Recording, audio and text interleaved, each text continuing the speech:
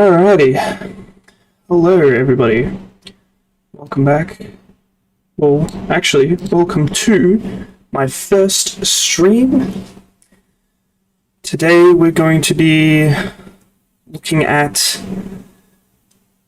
the Soyuz MS-17 crewed mission to the International Space Station.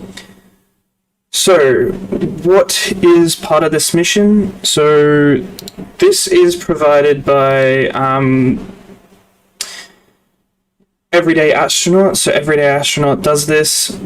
So, he's another YouTuber that streams this type of stuff as well. So, definitely go check him out. Definitely go check him out. Anyway, let's see what this is all about. So this is the Soyuz MS-17, the Soyuz 2.1A rocket and mission. So liftoff time is expected to be 5:45, so that is in the next hour. So definitely we're going to be waiting for the stream to start. I've got the stream waiting, so once the stream starts, we'll switch over to that. So mission name and what it is. So it's Soyuz MS-17 crewed flight to the International Space Station. So this is the Russian rocket that has been taking astronauts up to the International Space Station ever since it was created. So the launch provider, so this is obviously the company that's launching the rocket.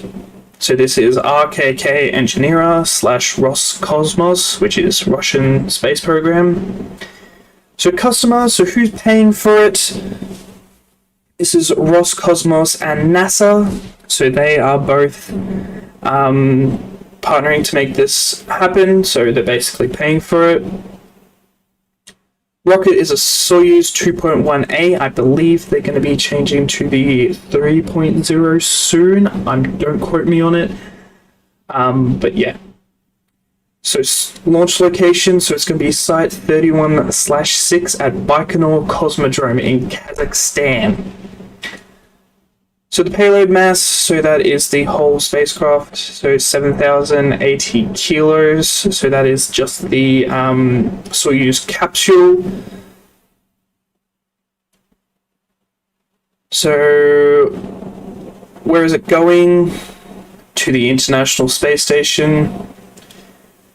Will they be attempting to recover the first stage? No, because it is a Soyuz rocket, it is not capable. The first stage, so where will the first stage land? It will land in Kazakhstan, so basically it'll just crash land, basically. Will they be attempting to recover the fairings? No, they don't need to, because they can obviously just make new ones. They don't need to. So are these fairings new? Yes. So this will be the 107th flight of a Soyuz rocket, the 11th mission for Roscosmos in 2020. So this is the final NASA-paid seat on a Soyuz rocket. So yeah, that'll be switching over to hopefully SpaceX and Boeing with their untested Starliner, which will also go to the International Space Station, which could take NASA astronauts. Alright, so that's the official live stream. I've got it up the top here, so don't worry about that. So this is just a bit of background. So what does this mean? We won't touch on this much here, but we will touch on the crew members, so the MS-17 crew. So we've got Sergei Rushkovich. He's the commander of this flight, so this is this man here. the first man there, and will take over from Chris Cassidy as the commander of the space station. So Chris Cassidy is the commander as we speak. He went up on Expedition 63, so he spent his 6 months up in space. He welcomed aboard the SpaceX crew, so the Demo 2 mission, if you followed any of that. That's that. So this is his second space flight.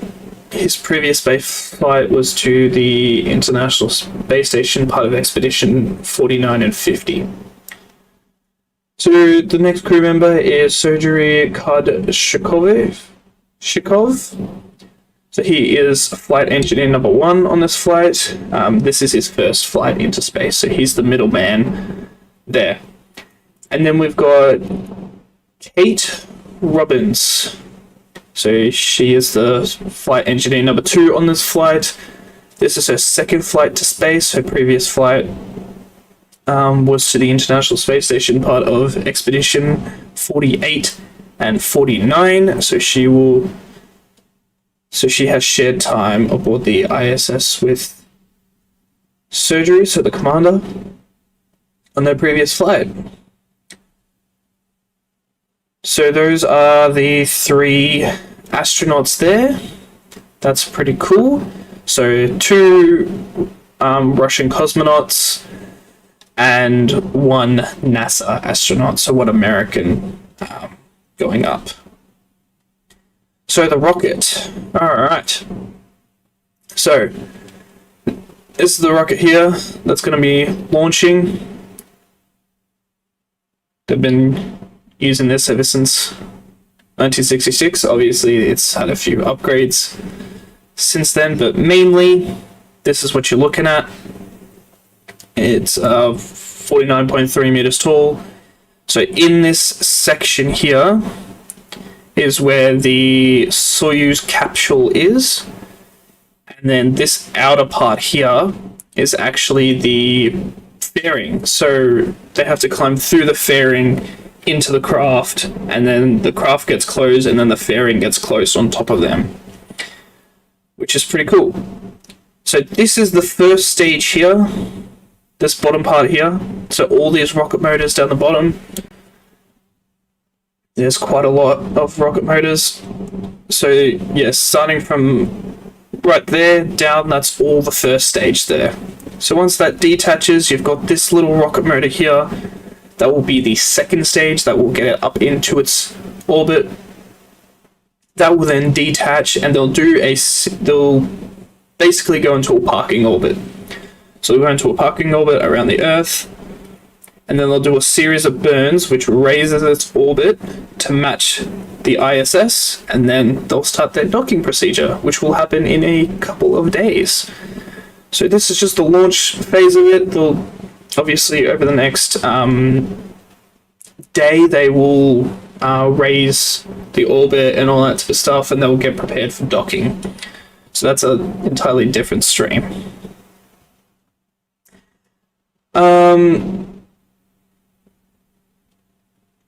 Yeah, so basically the evolution.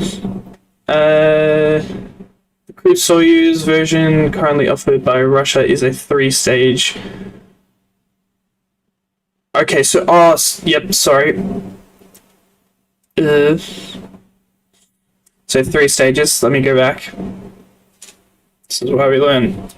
So the boosters to these little cross things here, they go off first, so that's technically the first stage. Then you've got the big center core here. That acts as the second stage. Right? It's basically like a kick stage, kind of. And then you've got the upper core, which is this here, and then you've got the actual spacecraft itself. So it's a 3-stage rocket. So this is what we'll see. We'll see a live of the boosters flying off, which is pretty cool, I have to say.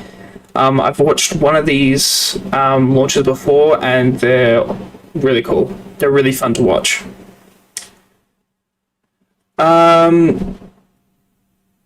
So the center core. The center core is fitted with a RD108 engine, which is just another engine. Combustion, 4 nozzles. So that's the center core, the upper stage. These are the engines on the upper stage, which are pretty cool. So they either use the RD0110 engines for the Soyuz versions, or the RD0124 engines, which are currently being used on this. So, sorry, on the 2.1, they're using the RD0110 engines, which is on the spacecraft that they're going up in. So let's just look over to the descent module,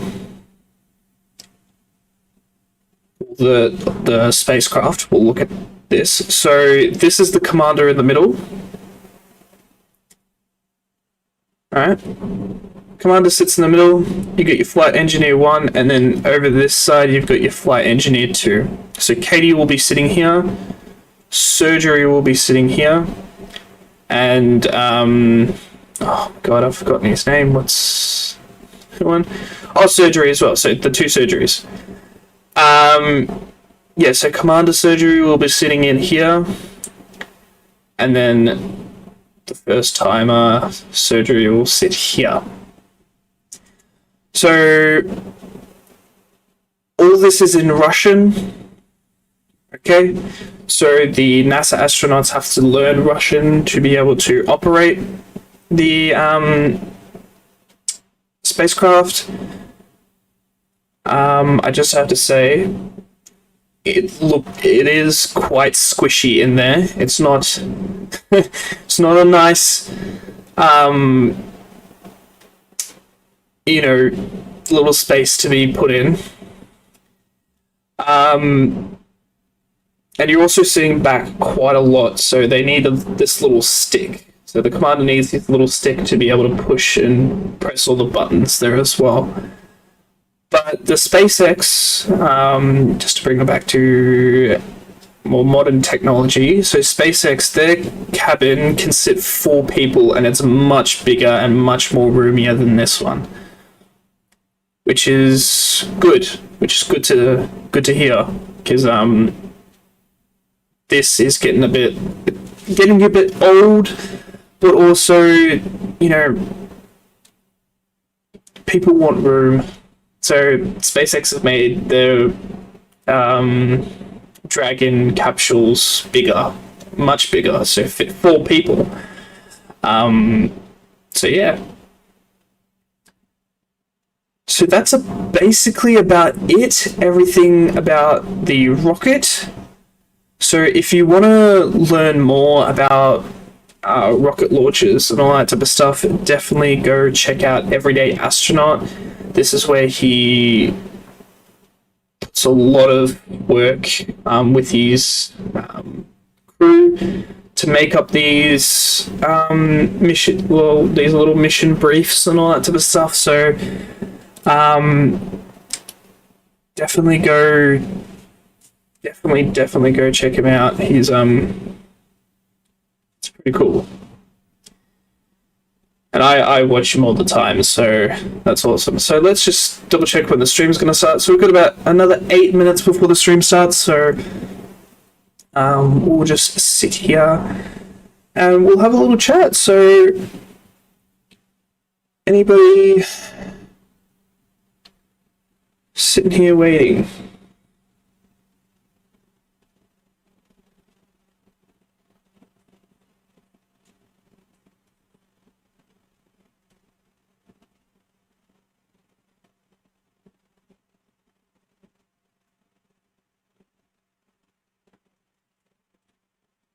So if you want to ask any questions,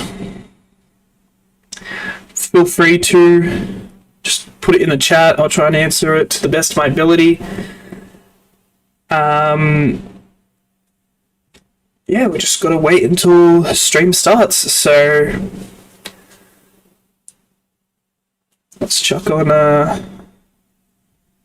let's chuck it over to here so we can watch the little countdown together.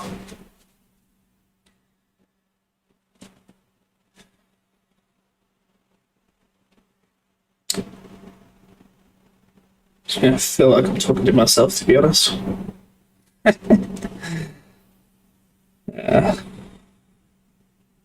Oh well. This is alright. This is fun.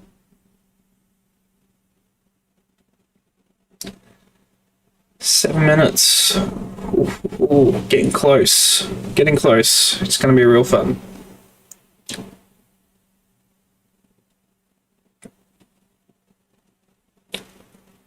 See if we can chuck on some music.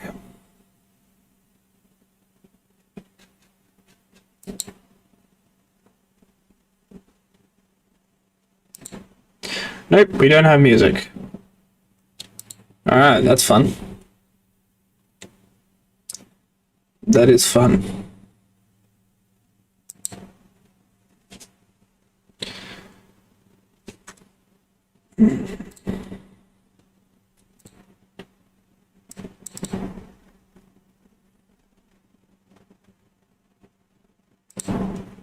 Okay.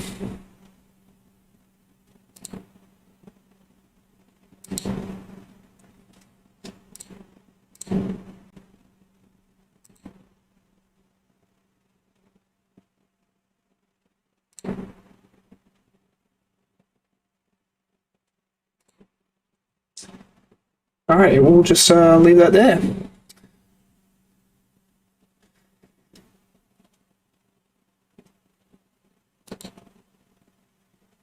So, anything else we want to look at on the...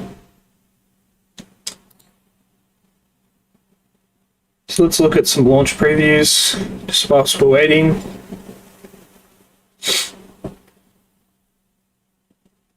So, giving us a live time. Also gives us the window as well. So they only have a window for their launch time. So if exactly at 5:45 they are not launching, they will have to scrub and start again and look for another day. So here's a few other launches that could be going off soon. So Falcon 9 Block 5 with Starlink 13 is looking to go off on October the 18th at 12:27 UTC. So that would be roughly, if my UTC is correct, about 1 a.m., 1:27 a.m. for us. So that's awesome. It's October the 18th, so that is on that's a Sunday. So this is a Sunday launch. So Electron, so this is a so we can actually look at this. So Kennedy Space Center, SpaceX. Alright, Electron, this is pretty interesting. So this is launching out of the Maha Peninsula in New Zealand. It's Rocket Lab. They're firing their Electron rockets from New Zealand, which is pretty cool. And they're also making their launch site in America as well. So I'm not precisely sure where they're launching from. Well, they're launching from in America, but yeah, the Electron is a cool, sleek black rocket that fires from New Zealand, which is pretty cool. I've watched a couple of their launches. They're awesome. They're awesome to watch. So that's October the 20th, so that would be a Tuesday. the Delta IV Heavy, that's had a couple of issues, couple of almost getting to firing and then stopping. Just a bit annoying, but there is it's not much you can do, to be honest. And then another Soyuz going up. So yeah, that's some upcoming missions. The couple that I'm excited about is obviously the Soyuz. You know, gotta be excited about the Soyuz. That's about to launch. Starlink. I always love a Starlink because the reusability of the rocket landing. I always love a good Falcon 9 rocket landing. So that's pretty cool. I love that to watch. An Electron is also a pretty fun mission to watch. They don't have many cameras on their rocket, but it's still interesting to watch. It's still a good watch. Delta IV Heavy, I've been waiting to watch it for a few weeks now because it's had two almost launches and then it didn't. But also what went off last night was the Blue Origin New Shepard rocket, which delivered its stuff to orbit and then re-landed. So that's kind of like a Falcon 9 type thing, but it's the New Shepard, which is supported by obviously Blue Origin and the great creators of Amazon. So Jeff Bezos also is the owner of Blue Origin. So that's pretty cool. Yeah, so this talking of New Shepard, there it is right there. Literally went off last night. For me, that is last night, meaning 12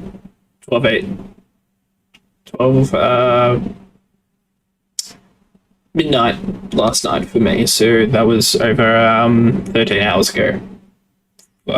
Sorry, about 15-ish hours ago. Alright, let's see how close we are now. So they've got their live stream started. So, yeah, let's just sit here and hang out. So basically this is just watching with me, the rocket launch. So just to make it easier for you guys, I will enlarge it. Watch it together.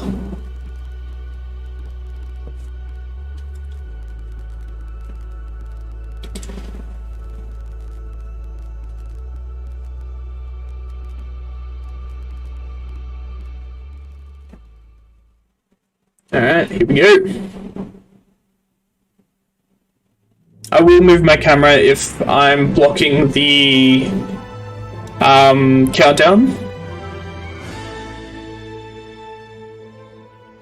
It's morning at the Baikonur Cosmodrome in Kazakhstan. Oh, look at that beautiful rocket. 2 Russian cosmonauts are already atop the 160-foot tall Soyuz booster, ready for today's launch, an hour from now at 12:45 a.m. Central Time, 10:45 a.m. in Baikonur. Oh, the beautiful rocket. The Soyuz rocket on the Site 31 so sexy. Baikonur. This is the second crewed launch on the upgraded Soyuz 2.1A booster, which made its first uncrewed flight with the Soyuz spacecraft on the to the International Space Station in the summer of 2019. The first flight with people on board on a new Soyuz 2.1A booster launched from getting the crew in, I would assume. Today, a team of launch controllers are that little structure at the top there, if you can see the structure right up the top. See if I use my mouse. So this structure here, that's the abort system. So those are rocket motors right there. Just if you're curious. Loading was completed about 2 hours later. Hello, everyone from Mission Control in Houston. I'm Brandy Dean. Hello. The control team is watching over the Expedition 63 crew and space station systems and preparing to support the arrival of Soyuz MS-17. The station's population will increase. So this is the so this room here in Houston controls the entire space station. And Russian cosmonaut and Soyuz commander Sergei Ryzhkov. These three are about to begin the first planned to-orbit flight to the International Space Station with humans on board, and their docking is scheduled approximately 3 hours after launch at 3:52 a.m. Central Time or 1:52 p.m. Wednesday, October 14th in Baikonur, where NASA and Roscosmos support teams and officials will be watching the events unfold. Awesome. Yeah, so these big towers here. MS-17 spacecraft will be docking with the Wait until she finishes talking. Earth-facing side of the Russian segment of the space station. Once there, the crew will join the 3 current space station residents on board. That's NASA astronaut and space station commander Chris Cassidy, and Russian cosmonauts Anatoly Ivanishin and Ivan Wagner. They arrived at the space station aboard Soyuz MS-16 in April. Sergei Ryzhkov will take over as the Expedition 64 commander at the change of command ceremony before the crew goes to bed on October 20th, day prior to Cassidy, Ivanishin, and Wagner undocking from the station and returning to Earth aboard Soyuz MS-16. Rubens, Ryzhkov, and Kuzberchov will be left behind to celebrate the 20th anniversary of human presence on board the International Space Station, which is coming up soon now on November 2nd. So as I was saying just before in Houston, the team in Mission Control will be she's going to be really annoying. Let's just turn down the volume for the second. So yeah, let's just mute for a second. So those big structures that I was trying to explain, those are big lightning towers. So what that is if any lightning or static electricity or anything like that were to try and go for the rocket, it would hit those big towers and it will be distributed into the ground, so that the astronauts and the rocket aren't harmed, because you don't want a rocket full of RP-1 to explode. So yeah, those are those big structures there. So they're big lightning towers, just so it protects the rocket. So let's turn the volume back up and listen in. The second for Russian cosmonaut and Soyuz MS-17 commander Sergei Ryzhkov, and the first for Russian cosmonaut Sergei Kuzberchov of Roscosmos. Let's take a moment to learn more about Dr. Kate Rubens, NASA's next astronaut to fly in space, and her work aboard the International Space Station.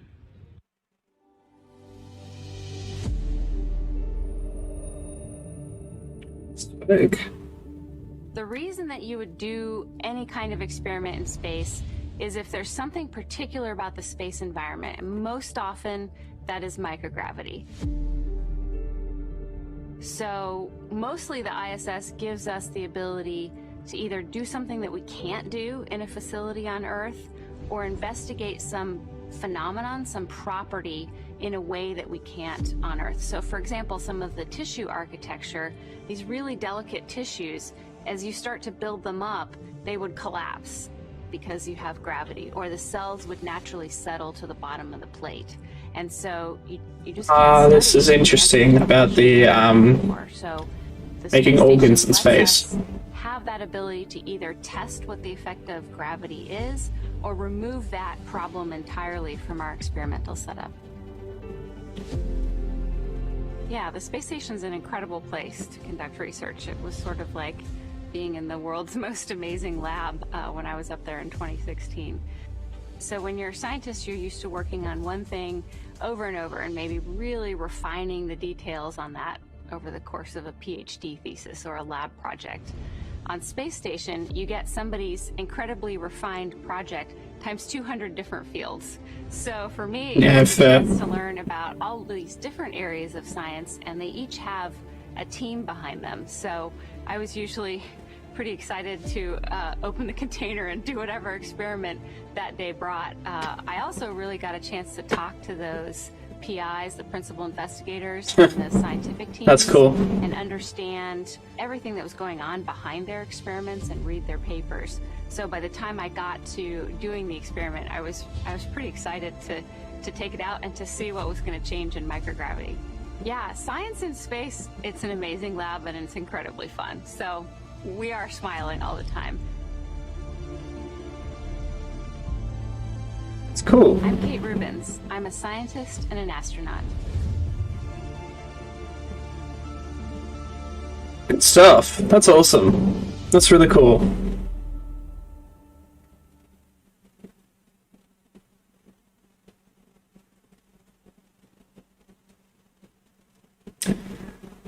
So, yeah, basically what they're trying to do is see if they can grow and kind of like, it's like a weird 3D kind of printing type deal where they're trying to grow and make organs in space. So I'm guessing this is what she specializes in. HIV-1 integration in the Infectious Disease Laboratory at the Salk Institute for Biological Studies, earning a bachelor's degree in molecular biology from the University of California, San Diego in 1999. She earned a PhD in cancer biology from Stanford University Medical School's Biochemistry Department and Microbiology and Immunology Department. With the U.S. Army Medical Research Institute of Infectious Diseases and the Center for Disease Control and Prevention, Rubens and her colleagues developed the first model of smallpox infection. She also studied pox virus and virus-host interactions. Rubens then accepted a fellowship position as a principal investigator at the Whitehead Institute for Biomedical Research at MIT in Cambridge, Massachusetts, and headed a lab of 14 researchers studying viral diseases that primarily affect Central and West Africa. She presented her work at numerous international scientific conferences and was published in many scientific journals. Then, in July 2009, after applying on a whim, Rubens was selected as one of 9 members of the 2009 NASA astronaut class. She launched into space for the first That's time cool. aboard That's Soyuz really awesome. S1 in 2016 as part of Expeditions 48 and 49. During that mission, Rubens became the first person to sequence DNA in space. In addition, she conducted 2 spacewalks along with astronaut. Oh, you gotta love a spacewalk. The first docking port for U.S. commercial crew spacecraft. Rubens is seated to the right of the Soyuz commander, Roscosmos cosmonaut Sergei Ryzhikov, who was returning to space. He looks serious. Born in Bogulma, Tatarstan, Russia, Ryzhikov went to high He's school probably a really nice guy. School in the Tumen region of Russia. Afterward, he attended Katya Air Force Pilot School, graduating in 1996 as a pilot engineer. Ryzhikov served as a pilot in the Russian Air Force from 1996 So I'm just gonna take her. By the time of his selection by the Cosmonaut Corps, he was a military pilot of the second class, having logged more than 700 flight hours piloting the L-9 and MiG-29 planes. He is certified as a military officer diver and paratrooper instructor with more than 350 parachute jumps. After beginning his training in 2006 That's awesome. as a member of Class 14 of the Gagarin Cosmonaut Training Center Cosmonaut Corps, Ryzhikov completed basic spaceflight training in 2009, qualifying as a test cosmonaut. His first trip into space was in 2016 as the Soyuz MS-02 commander and as a flight engineer for Space Station Expeditions 49 and 50. While aboard, he conducted dozens of Russian science program experiments in medicine, space biology, biotechnology, physics, and chemistry, among others. His call sign is Favor, a reference to Mount Tabor in Israel. Ryzhikov is that's served as awesome. MS-17 commander and will become a space station commander as well when Expedition 64 begins. Seated to his left is first-time flyer Roscosmos cosmonaut Sergei Kutskerchkov. Born in Leninsk, now Baikonur, in the Kozlorda region of Kazakhstan, Kutskerchkov went to high school in Korolev in the Moscow region of Russia, graduating in 2000. In 2006, he graduated with a first-class honors degree from the Moscow Bauman Technical University as a rocket engine engineer. That's He awesome. served at the Energia Rocket and Space Corporation as an engineer from 2006 to 2009. In 2010, he was admitted into Class 17 of the Energia Rocket and Space Corporation Cosmonaut Corps, completing his training and qualifying as a test cosmonaut in 2012. From August 2012 to October 2019, he took advanced training, specializing in the space station program. Working from the left seat today is Soyuz MS-17 Flight Engineer 1, Kutskerchkov will serve aboard the space station as an Expedition 64 flight engineer. Awesome. So that's a Taking bit more questions about online, our hashtag Ask NASA. So if you're following along on social media, you can give yeah. your So that's a bit questions more in. about We the have a couple crew. that have already been submitted that we'll go ahead and try to answer for you now. This first one coming from Rob Wood in the UK, asking when will Chris Cassidy return from the space station? Cassidy is on board now with two other Russian A week cosmonauts. from now. They are all going to be returning next week. They'll have just a short handover time where they can make sure that their colleagues that are on their way today will be ready to take care of the space station once they've left, and then they will be coming home on October 20th. So Chris Cassidy did a couple of spacewalks with one of the SpaceX Dragon crew members. Return to Kazakhstan, where they'll be touching down. That coverage will begin at 7 p.m. Central Time on Wednesday, October 21st, just a week from now. We also have a second question, this one coming from Omar, and asking whether or not astronauts ever suffer from motion sickness. And it varies from astronaut to astronaut. Yeah. There are definitely some who suffer from a little No bit one's of the same. sickness, when they first go to space, and then also when they return from space, they tend to have they can have a So if you guys have any questions, make sure to please put it in the chat, and I will answer them in their lives, as soon as I can. on both ends. So when they arrive at the space station, they're given a little time to adjust. There's some time built into their schedule specifically for microgravity adjustment. And then once they return, a lot of times you'll see the people who are supporting them on the ground being very careful to help them move around, make sure that they've got some support once they get out of the spacecraft and onto solid ground again, to make sure that they have all the help that's possible, adjusting to that first feel of gravity for after they've returned. You can keep sending those in using the hashtag AskNASA, but one of the questions that we often get is about the cruise patch. And we actually have a clip now That's awesome. Kate Rubens explaining that during a recent news conference. Swag. The 64 patch is actually a photograph that I took when I was on board ISS the last time. And it's the underside of the International Space Station as we're flying over city lights in Europe. And so you can see all the lights of these cities being reflected on the underside of the space station. I just thought it was this great That's pretty analogy cool. of the connectedness between Earth and space, and the fact that you've got That's lights fair. in these cities down below, and they're reflected in the space station, and then you can see, of course, the space station pass overhead one of those cities at night.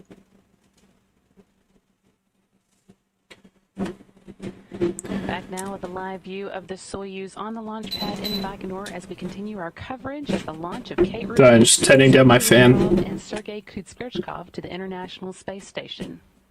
We're now 45 could do. minutes away from Do this. today's launch, with liftoff scheduled for 12:45 Ooh. time, 10:45 a.m. So fancy behind me now.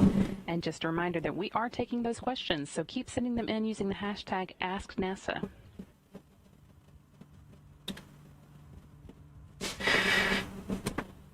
See that green structure around the rocket at the moment is basically just holding it in place. So the two big structures that are going up either side, they will lower out of the way, and then right as the rocket goes off, everything will let go and it'll go up into the sky.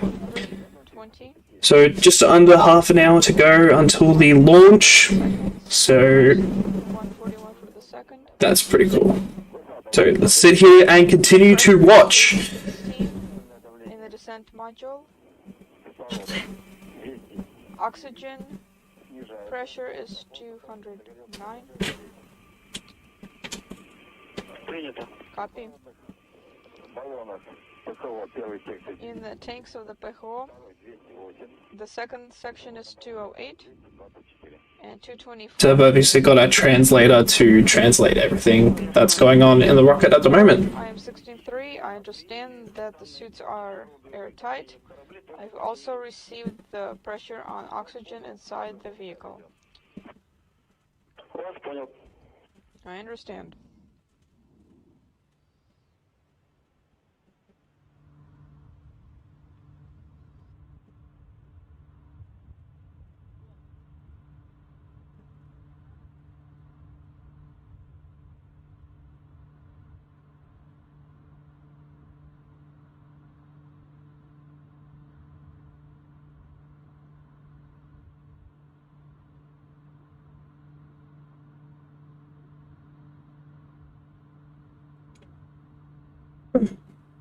Okay, so 28 minutes until the rocket launch.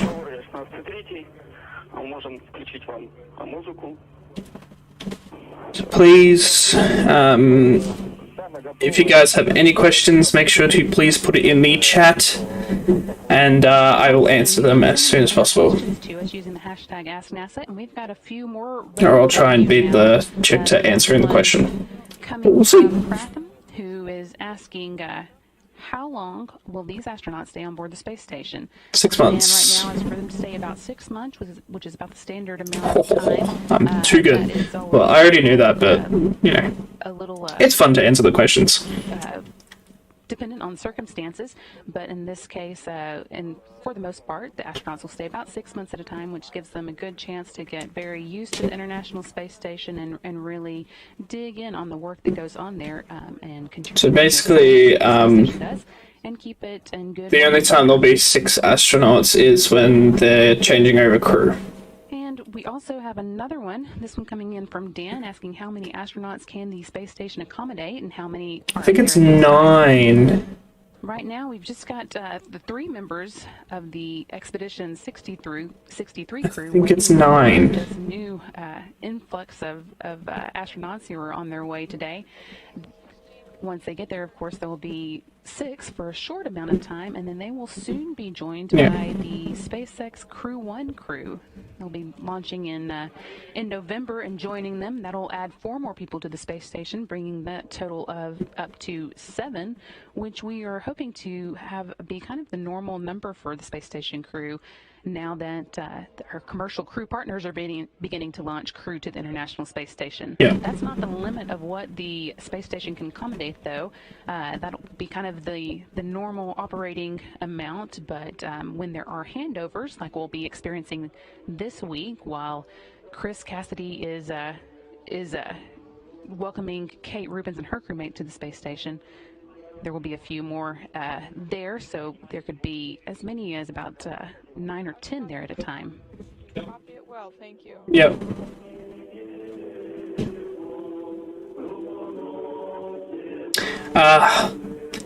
The music. In a moment, we'll begin seeing some video that's been recorded over the course of the day as the crew walk through their activities leading up to today's launch. So 25.5 minutes until launch. Using the hashtag AskNASA, and we'll try and take a few more before today's broadcast is over.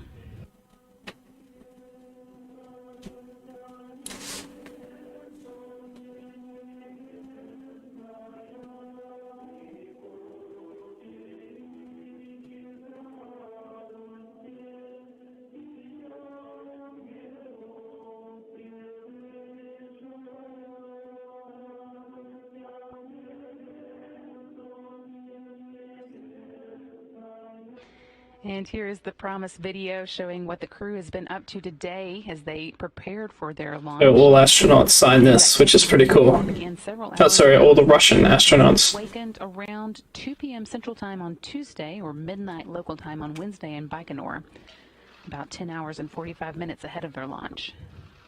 Crew members here you see participating in that time-honored tradition that they always do in Baikonur, signing the... Oh, so it's all astronauts. Okay. The rooms that they stayed in at their crew quarters, or at the Cosmonaut Hotel in the town of Baikonur. Around 5:45 p.m. Central on Tuesday, 3:45 a.m. Wednesday in Baikonur. The crew then departed the Cosmonaut Hotel and boarded a bus for a 40-minute ride to the Integration and Suit-Up Facility. That's Building 254 inside the Baikonur Cosmodrome. You can see them walking out from the hotel here. Looking the all crowd official. much more limited than usual due to the restrictions associated. So right with behind him is the backup precautions. crew.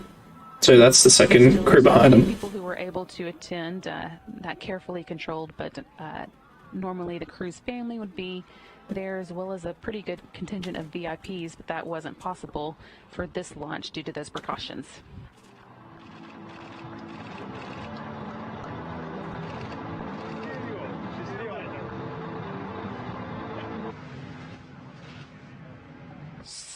Rubens, Ryzhikov, and Kudskirchkov again getting on the bus here to take that 40-minute ride to the building where they get into their spacesuits, the integration and suit-up facility.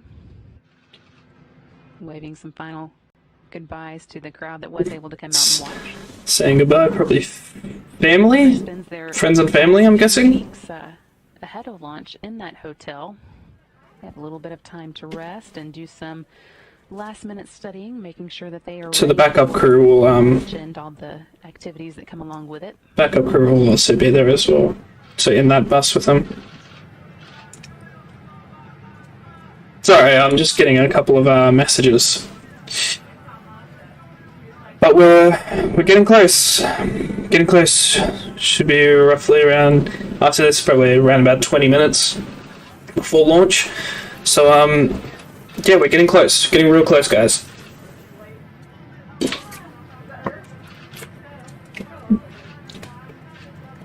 So still happy to answer any questions that you guys have.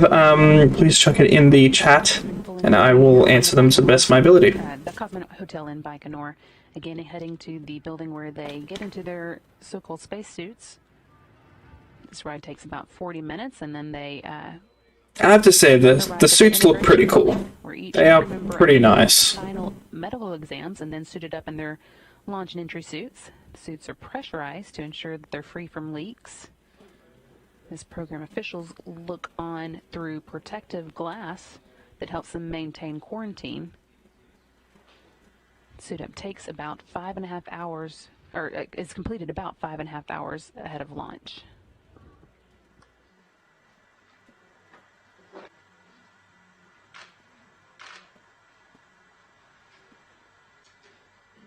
A little panda helmet Sergei that is Ryzhikov working. here, getting his spacesuit checked out.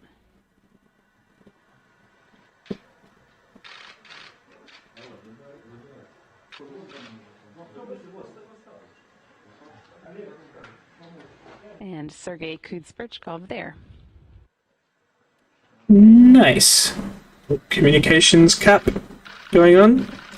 He looks chuffed, doesn't he? He looks real chuffed.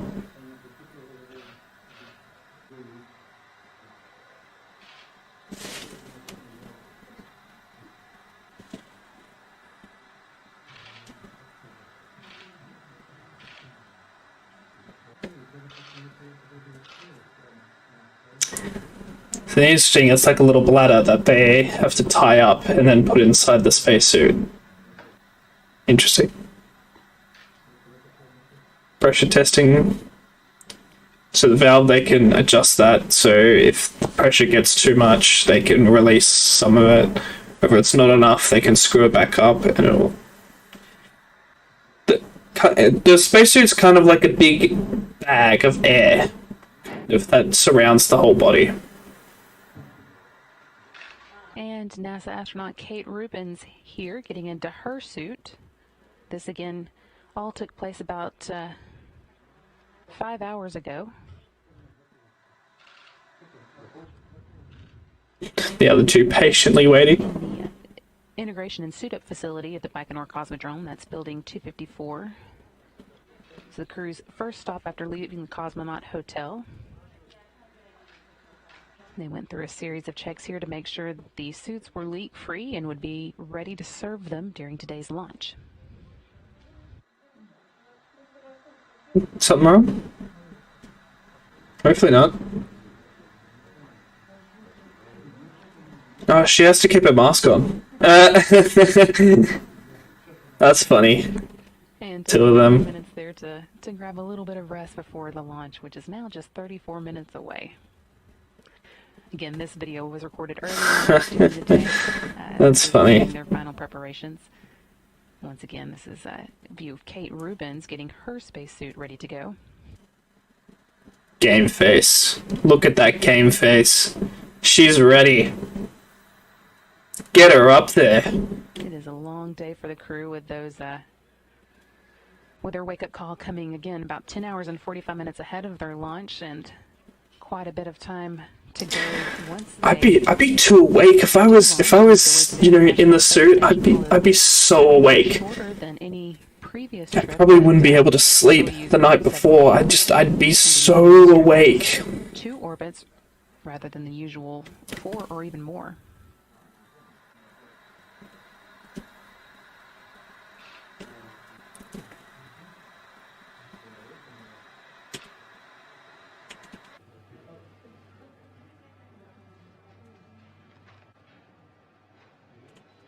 This is also like a bit of pressure testing that they're gonna do while sitting in the seat, as well. So the seats aren't comfortable, but they make that up in the back padding on the suit as well. The crew's also in real time going through some final leak checks as well, and that was actually completed just a moment ago.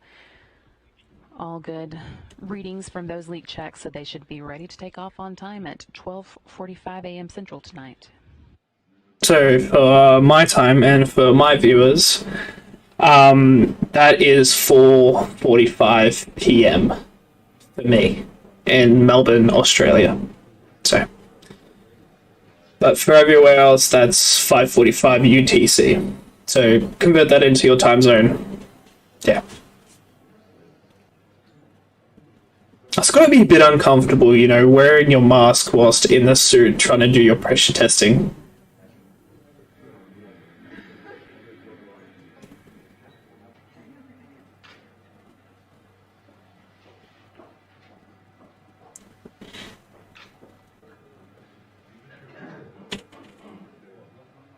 Yeah, so then those straps that they're putting over the knees, they help make sure that the astronauts don't float up, so it keeps them strapped down into the seat. But they've also got a harness, over them as well, so to keep him in the chair. It's just more caution. They're just starting on caution, just putting those in as well. So.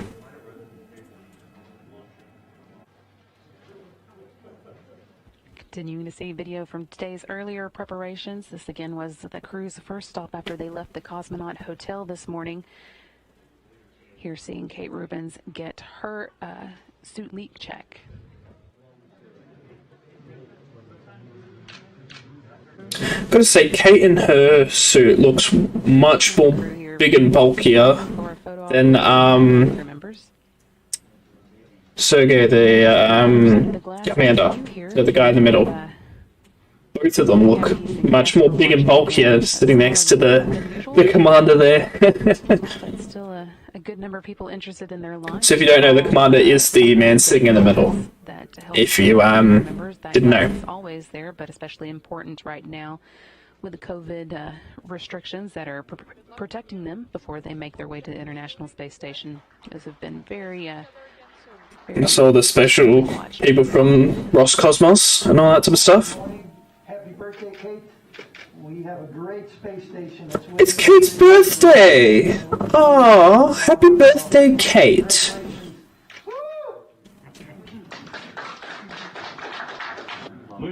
With Space Station Program Manager Joe Montalbano giving his well wishes to the crew. So they do this every single time a crew goes up. So they do all this type of stuff. Hours, just a little over 3 hours after launch. When you arrive on station, have a safe trip and a great arrival on station. So the space station is like the most medically clean place you'll ever see in your life. Wipe the entire station down, like from top to bottom. Get down to work. Thank you. wipe and vacuum the entire thing.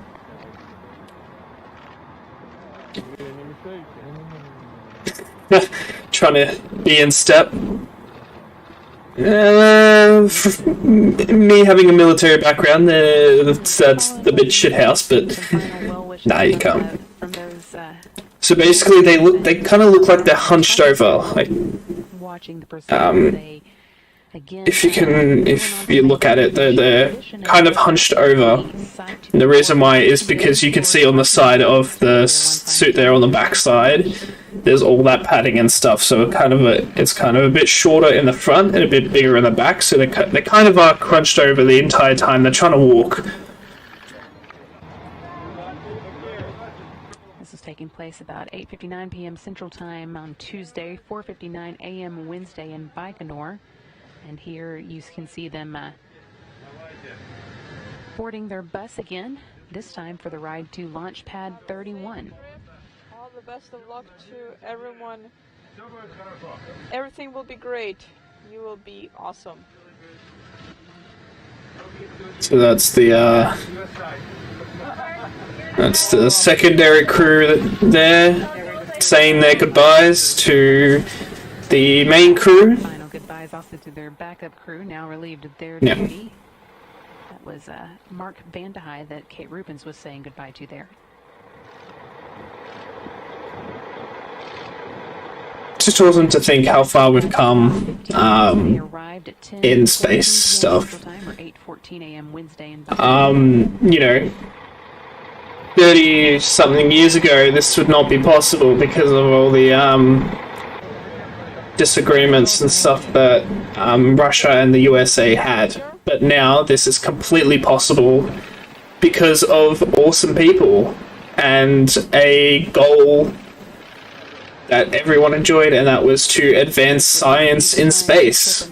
Those so-called spacesuits aren't the easiest thing to walk in, so they're helped carefully there to their rocket, where they climb just a few stairs, turn to wave goodbye to well-wishers before getting into an elevator for a ride to the top of their Soyuz rocket.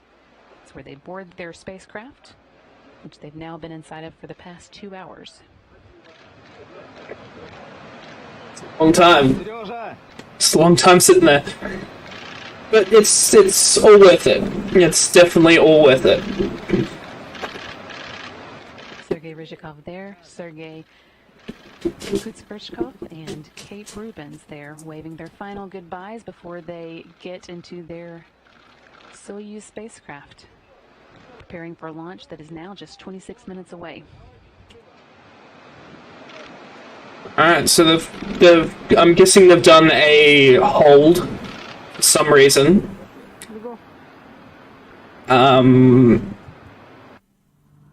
So there's the crew there. Now with a live view of the crew inside their Soyuz. Oh, what? No, 10 minutes away. For launch. Get out of here. 10 minutes away. Not 26, whatever she said. So they've actually got kind of little iPads now. They've still got the paper copy of all the procedures, but just to make it a bit easier, they've given them little iPads as well. Here on the bottom corner, or bottom left-hand corner, Sergei Ryzhikov, who is the Soyuz commander for its trip to the International Space Station, and on the top right-hand side of the screen, Sergei Kutsverchkov. Out of view here is Kate Rubins, who is on Ryzhikov's other side, just out of view.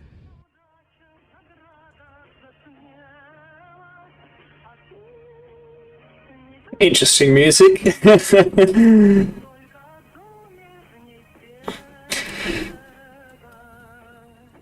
So we're getting really close, guys, to the launch of this rocket. Ooh, it's gonna be awesome. There's Kate there, supporting NASA, which is awesome. So just above her head as well is, she's waving to the camera. Just above her head is the window. So that's black at the moment because the fairing is still covering the the capsule at the moment, but once they get out of Earth's atmosphere, they don't need the fairings anymore, so they'll jettison them, and then we'll be able to enjoy a very spectacular view of our Earth, which is just awesome. Be a dream to go up to space. Another live view of the Soyuz MS-17 on the launch pad in Baikonur. Liftoff scheduled for 12:45 a.m. Central Time, 10:45 a.m. in Baikonur. Top the rocket. So close. Kate Rubins. Let's light this candle. Quoting Doug. 23 minutes away from their launch. Doug Hurley, sorry. Quoting Doug Hurley from SpaceX right before they launched his rocket, he said, "Let's light this candle." So, just a bit of context, if I say it. And speaking of SpaceX, I'm actually wearing my SpaceX jacket jumper at the moment. Comprised of 3 modules.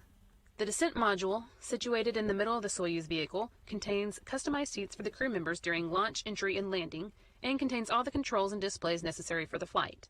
It also houses life support systems, batteries for the re-entry and landing, and the parachute and soft landing rocket engines that slow the Soyuz just before touchdown as the spacecraft lands in Kazakhstan.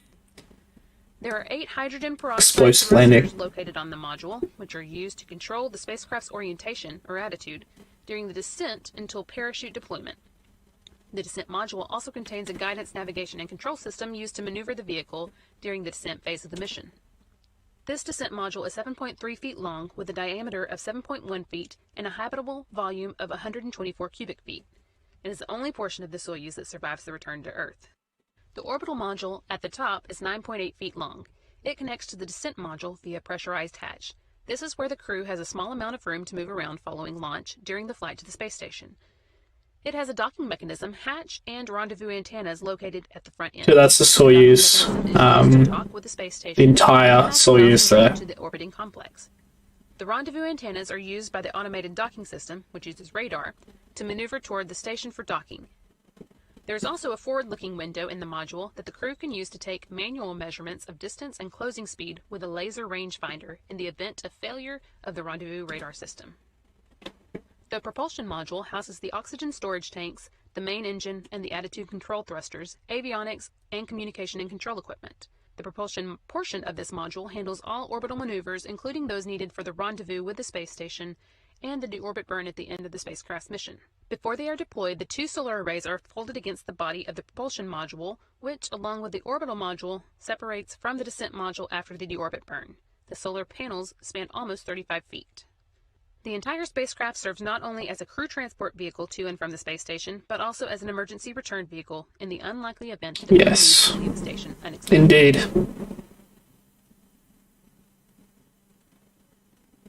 Oh, what's going on here?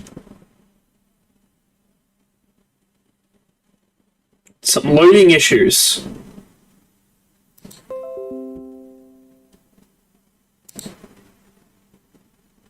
Alright, let me just refresh stream. Which, along with the orbital module, separates from So we're just going to watch this a little bit again, just because panels span almost 35 feet. The entire spacecraft serves not only as a crew transport vehicle to so let's just jump back in here. but also as an emergency return vehicle in the unlikely event the crew needs to leave the station. Bit weird, but okay. Now is from Sebastian asking, can No, we're back. We're back. So the strong backs, so the big structures that were holding the rocket up, English and Russian. they're now lowering down to about a 45-degree angle for launch. Can both speak English. So they're You find that individuals they're really cool. On how comfortable they are with the language, but they at least have some baseline proficiency.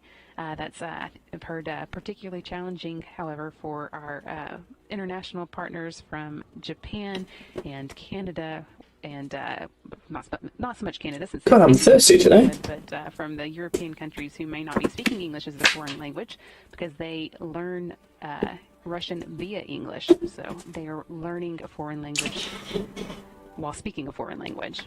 And we have another question now from Brandon, who is asking, what role does NASA Mission Control play in the launch from Baikonur?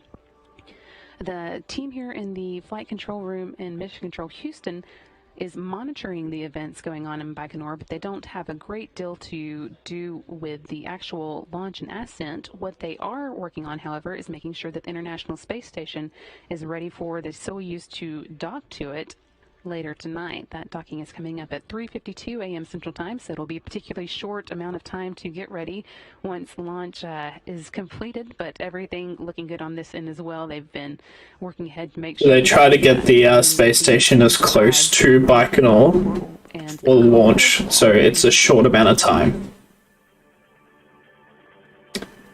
So I was wrong about those strong backs. They're laying them down completely flat. So yeah, not a 45-degree, but completely flat. So the only thing that's still connected to the rocket is the fuel and stuff like that. So fuel, oxidizer, and it's already on its internal power. The structure down the bottom holding the rocket in place. So yeah, we're pretty close. If they would like to put the the countdown clock up, One more question from social that'd be media. awesome. Although See? you've been coming using the hashtag AskNASA.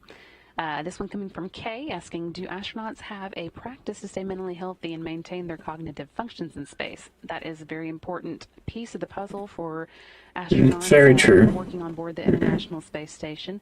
One of the things that is part of the astronauts' training once they arrive at NASA and become astronauts is what we call expeditionary skills, and that is making sure that you are a good team member, you're serving your team well, and that can mean taking care of yourself, self-care, or taking care of your teammates, also being a leader or a follower as the situation calls for. That's a major part of their training, alongside more practical things like International Space Station systems and spacewalk training, but it's an important part of the training. Awesome. So we're not too far away from launch. We're social media. We'll try to take about, so we're about 8 minutes away from launch, roughly. I'm not too sure. They haven't put the countdown clock up. I'm hoping they're going to put it up soon so we can take a look. So basically just waiting to launch. So about a couple minutes ago they did say it was 10 minutes, so I'm hoping it's a lot less than that. So yeah, we're very close, so hold out.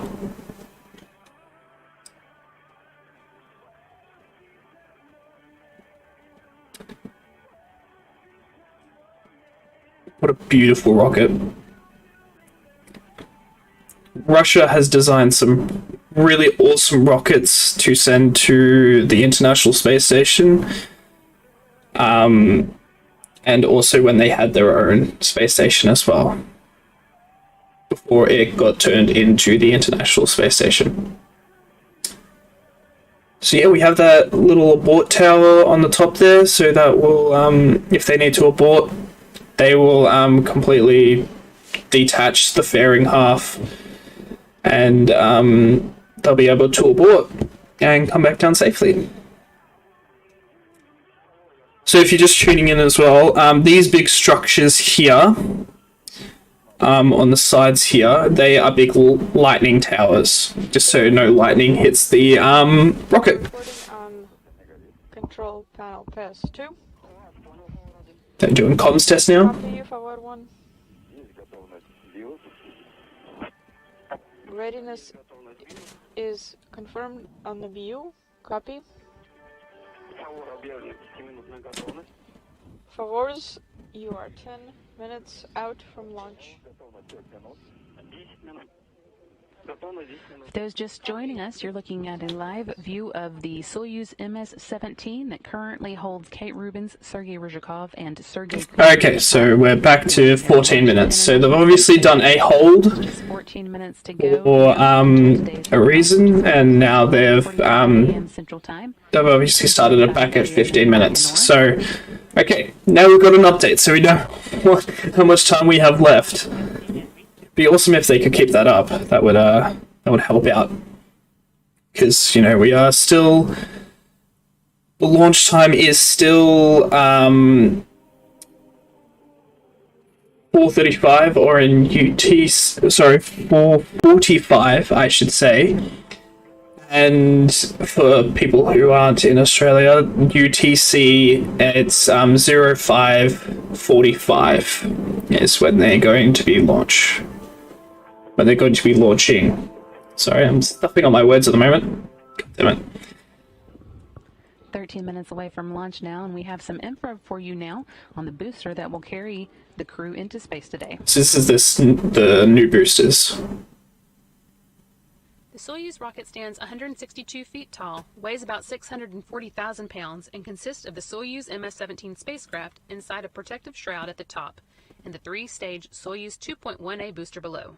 The spacecraft was mated to its booster, and the three main stages were joined together on Saturday. Just 24 hours later, on Sunday, the Soyuz cool they bring it out on a train. right at 7 a.m. Baikonur time, arriving less than 2 hours later where it was raised into a vertical position for final pre-launch preparations.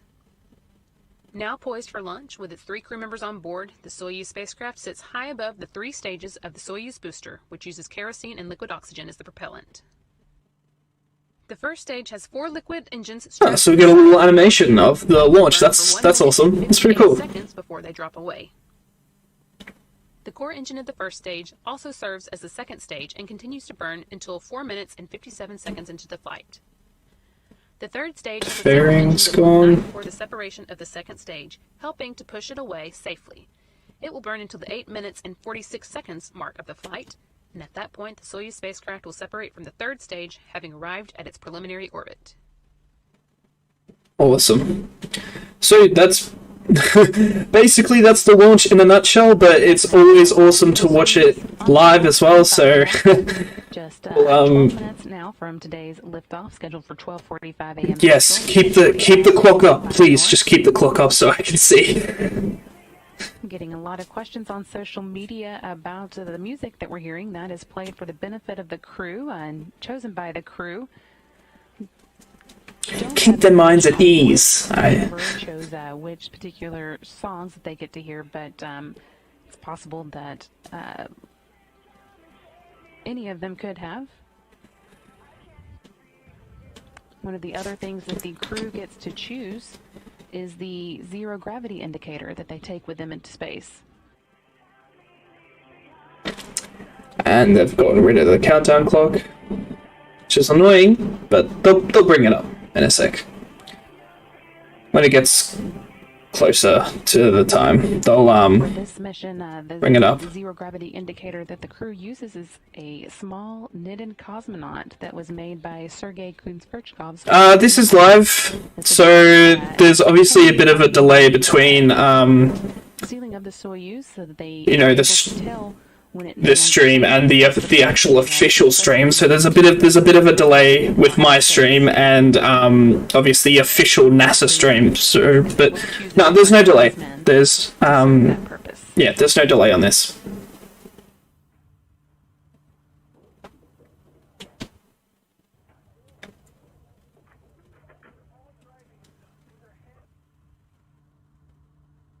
I just can't say it enough. Look at the beautiful rocket. Oh, nice song. Awesome song. Minutes of the countdown is that it is astronaut Kate Rupin's birthday. She will be happy birthday, Kate. I said that before, but happy birthday, Kate. And having an extra reason to celebrate today.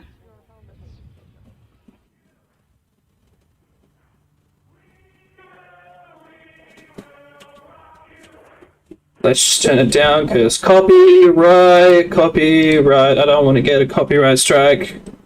Let's just turn it down, because copyright. And let's just turn it down, because copyright. Let's just stay away from copyright. So that's a live view of Kate there. I'll just say it again, the little window. So let me just use my mouse here. Oh, shit. We're back. Yep, so sorry about that. Just above her head is the window there. So they're encapsulated in a fairing. So once the fairing gets jettisoned, she'll be able to look out of that beautiful, well, not beautiful window, but she'll be able to look out the window and look at the beautiful Earth passing her by. So let's just turn it up and see if they've stopped playing that. Nope. Still copyrighted music, so I'm just going to not have the volume up. But yeah, they look calm, they look ready for launch. Everything's looking good. So fingers crossed they actually launch, but these Soyuz launches have been going off for years and years and years now, so I do not expect there to be any sort of delay. So alright, let's just double check that volume is. Okay. Alright. We're back. We're back. From everyone except essential personnel. Shit. Sorry. Are the name of the game here for everyone and anyone in close proximity to the crew or Russian and American support teams. There are no family members attending launch and no VIPs for this final crewed launch of the year. Kate Rubins and her crewmates are ready for a super-fast express ride to the space station. This first two-orbit scheme for the crew, following 5 two-orbit test runs with Progress cargo ships. How does that sound? It's a bit better. Around an hour to get back Let to us know. the town of Baikonur from our launch complex viewing site at Site 31. It'll take just 3 hours for Rubins and her crewmates to arrive at the International Space Station. Nonetheless, even with just a fraction of the people usually in Let's get the mouse out of the way. the Everybody over here. excitement as palpable as ever as we approach launch. That's it from the Baikonur Cosmodrome in Kazakhstan. Now back to you at Mission Control in Houston. No, I'm going to turn off this fan. That's pissing me off. Thanks, Rob. We're now at the T-minus 7 Swag. point. Awesome. 7 minutes. Getting close. At this point in the countdown, the Soyuz's first and second stage engines are ready for launch. So close. So close. Indicating that all primary and backup systems are set to support liftoff. Quoting Doug Hurley, let's light this candle. At the time of launch, at 6 minutes and 40 seconds now, the International Space Station is going to be flying 259 miles over northwest Or 410 at kilometers. the border of Kazakhstan, 339 miles ahead of Soyuz as it leaves the launch pad. So obviously you want the space station to be as close to where they're launching it, In the plane of the so that, yeah, it takes less and less time to get to the actual space station, so they don't have to spend a lot of time inside their rocket, because as it is at the moment, they've been sitting in that rocket for about 2.5 hours, so it's a long time. 6 minutes now until launch. At this point, the launch key has been inserted in the launch bunker. That's a real key that transitions the launch sequence into automatic mode. Love that. Actual key. Like they're launching a nuke or something, but they're not. They're launching astronauts. Yeah, if you have any questions, feel free to chuck it in chat. I'll try and answer them to the best of my abilities. We'll see how we go. Getting close. 5 minutes. So close. So close.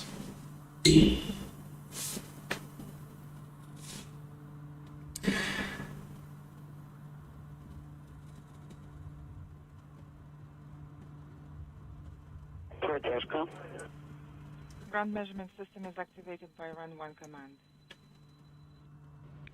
T-minus 5 minutes 5 minutes and now counting. until launch. Onboard systems have been switched to onboard control. The commander's cockpit displays and controls have been activated, and the crew members are closing their helmets, putting them on suit oxygen. Sick.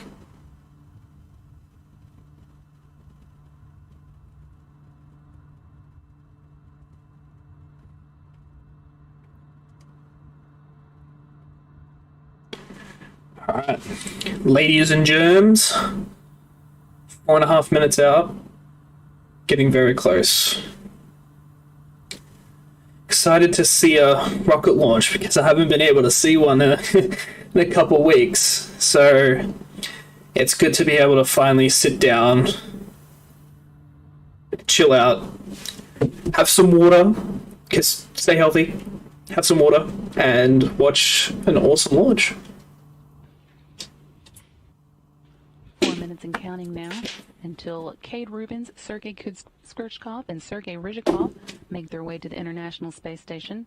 At this point, fuel lines and other elements of the rocket engines are being purged with nitrogen to fireproof them by removing vapors of fuel and oxidizer. That's true. That's very true.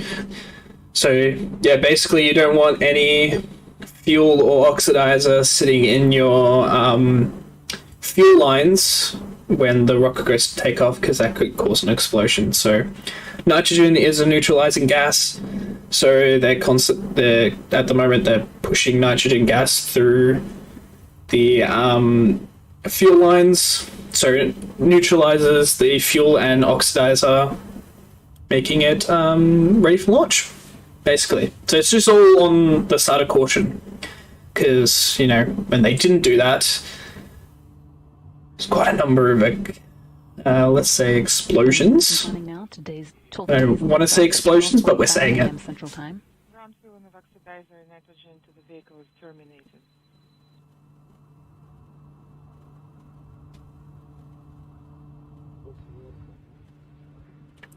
So this is Expedition 64 to the International Space Station. They will take over from the 3 astronauts that are already there. And for about a week, we'll have 6 astronauts. And this crew that is going up at the moment, Expedition 64, in November, we'll be welcoming the SpaceX crew to the International Space Station, where I will also be streaming that launch, because, you know, once in a lifetime. Crew 1 for SpaceX, taking off from the Kennedy Space Center. 2 minutes left before today's liftoff.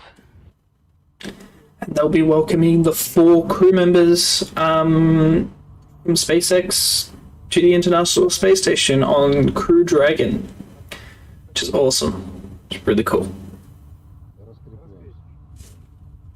And then hopefully that starts a long line of people launching from America. Ryzhikov and Sergei Skirchkov.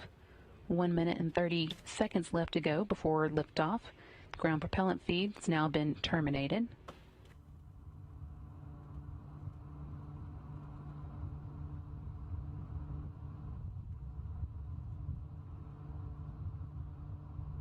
All right. Let's get it. 1 minute. So excited. Let's do this. 1 minute to go. Soyuz is now on internal power. That means we are a go for liftoff. Internal power is a very good sign. Very, very good sign. Oh, excuse me. The space station's flying directly over the Baikonur Cosmodrome in the launch pad. At the time of launch, the station will be 339 miles above the Soyuz as it leaves the pad. Alright, there's those fuel lines. Power separating from the booster. Here we go, boys. Getting close.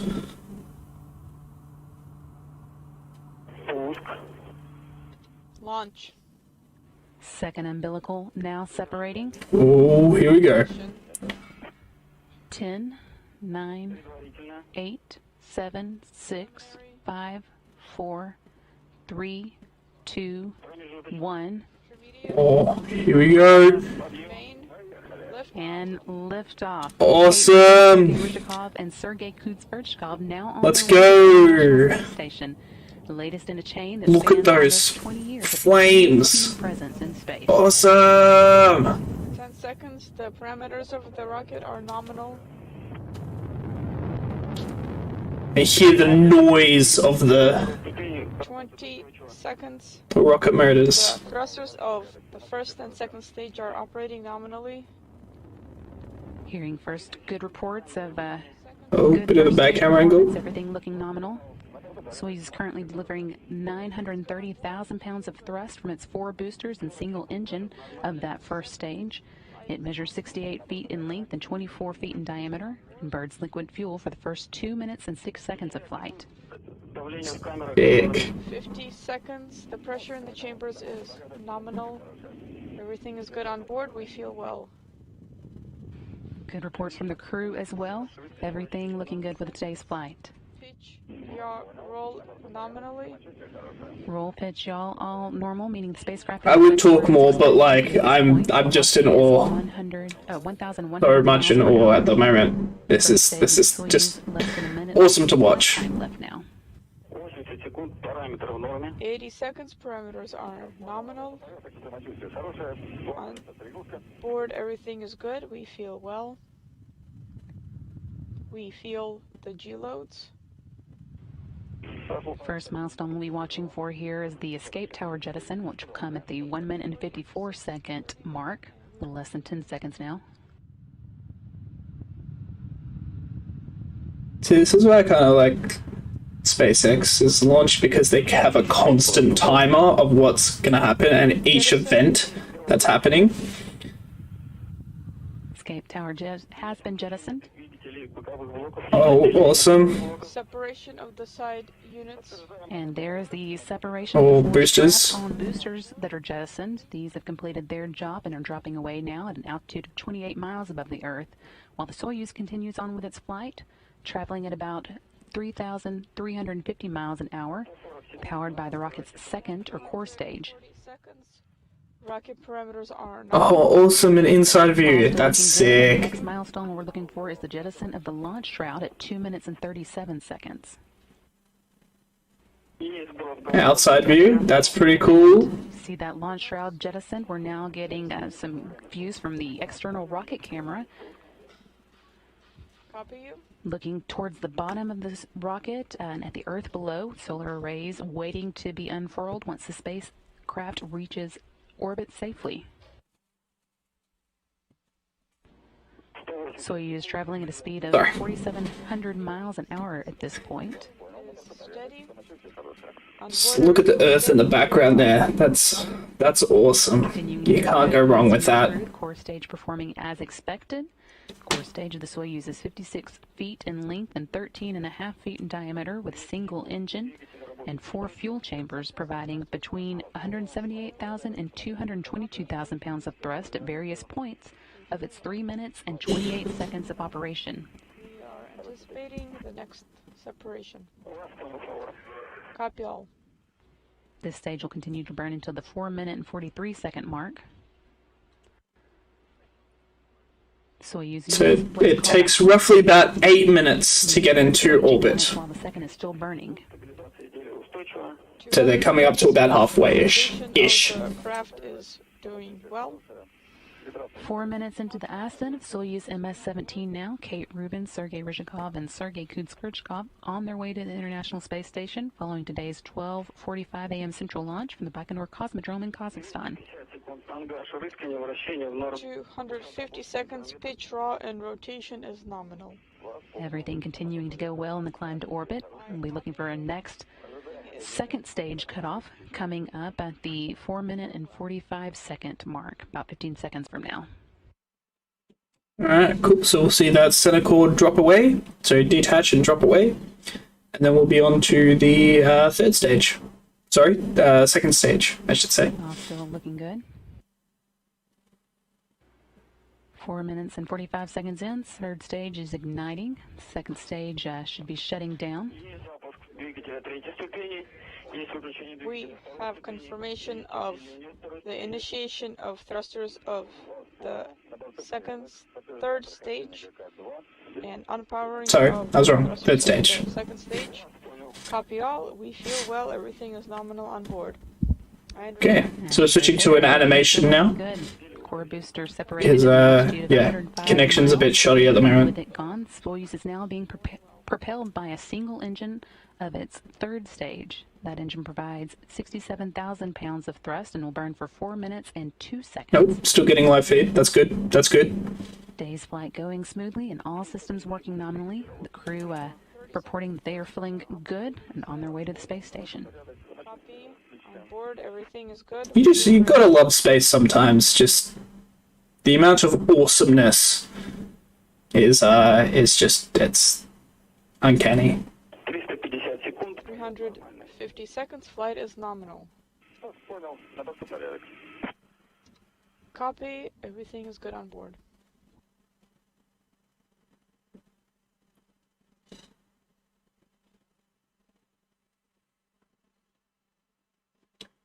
So once the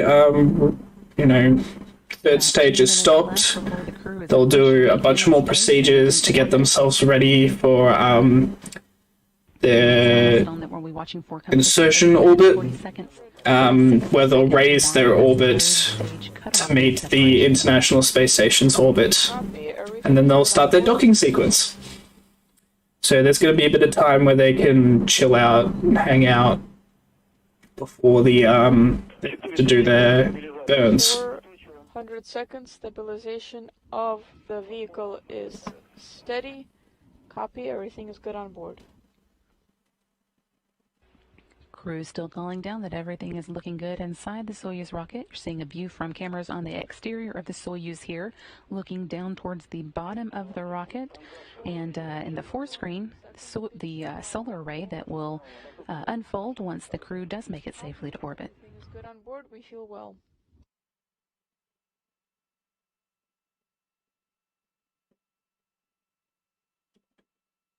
So we're roughly passing through 1,000. Now 7.5 minutes. 1,200 kilometers 1,500 miles in speed. Once this final I stage can't even read because series they're constantly switching between screens. What I saw from there, about 200 kilometers above the Earth. They're traveling at around 5,000 meters per second from the last time that I saw. About 45 seconds left. And I'm not sure what that bottom third measurement was, but we can figure it out.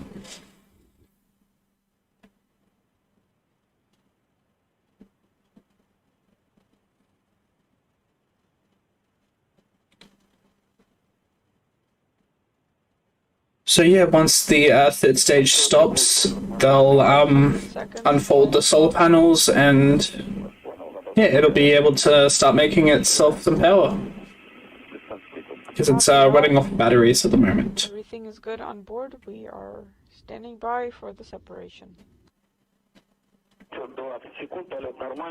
520 seconds. Everything is nominal. Prepare for the separation. Oh, here we go. 530 seconds. Thrusters powered off, confirmed. Separation is confirmed.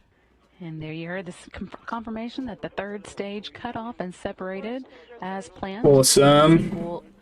Liquid-fueled engine. Here we go. Solar panels folding out. Altitude of 126 miles above the Earth. And there you see now also the Soyuz have unfurled. That's a key milestone as well to ensure that the Soyuz is able to power itself on its journey to the International Space Station. Cool, Of cool. course, this is MCC Moscow.